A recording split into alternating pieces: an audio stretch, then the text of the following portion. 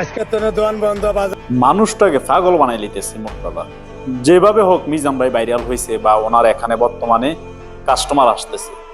একটা মানুষ কতক্ষণ সুস্থভাবে কথা বলতে পারে, তারপরেও দুই একটা যদি কথা মিস্টেক হয়ে যায় এটা নিয়ে যে মিজান ভাইয়ের হোটেল চলতো না, এই না সেই না, উনি 1 মাস পরে বন্ধ করে দিবে, যেটা মন চায় এটা হোক। আমার এই যে কত সমস্যার মধ্যে উনি এখন পড়তেছে, একবার দোকান ভাঙ্গিয়া দিল, একবার উঠাইয়া দিল, কারণ কি?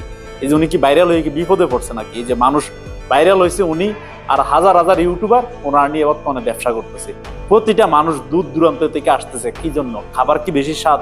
না, নিজের চ্যানেল, নিজের আইডি, নিজের চ্যানেলে ভিউ বাড়ানোর জন্য, ভিডিও ভাইরাল হওয়ার জন্য শুধু ওনাকে বর্তমানে ব্যবহার করতেছে। যেভাবে হোক উনি ভাইরাল হয়েছে, উনি তো ভাইরাল নিজ ইচ্ছাকৃতভাবে ভাইরাল হইতে চায় নাই। তারপর ওনার দুই একটা কথা, উনি এমন না যে মিডিয়ার সামনে কথা বলার মতো লোক বা আগে মিডিয়ার সামনে কথা বলছে, যার দুই একটা কথা ওনার মিস্টেক হইতে পারে।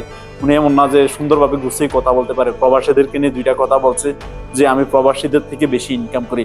অনেক প্রবাসী দেখলাম ওনার বিপক্ষে খেপে গেল, কি আপনি প্রবাসীতে বেশি ইনকাম করেন, প্রবাসীদেরকে ছোট করছে। এখানে ছোটর কিছু না, উনি একজন সাধারণ নর্মাল মানুষ, এমন না যে এক জ্ঞানী মানুষ, অনেক শিক্ষিত মানুষ, সোশ্যাল মিডিয়াতে কাজ করে।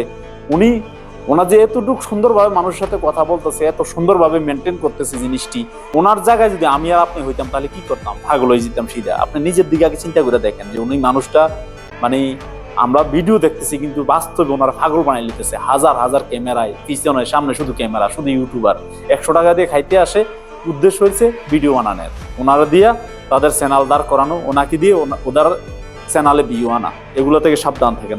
মানুষের মতো থাকতে দেন, সুন্দরভাবে বাঁচতে দেন, সম্মান করুন। উনি ওনার বিজনেস করুক, আপনারা আপনাদের নিজের যোগ্যতায় নিজেরা কাজ করুন। ভালো থাকবেন।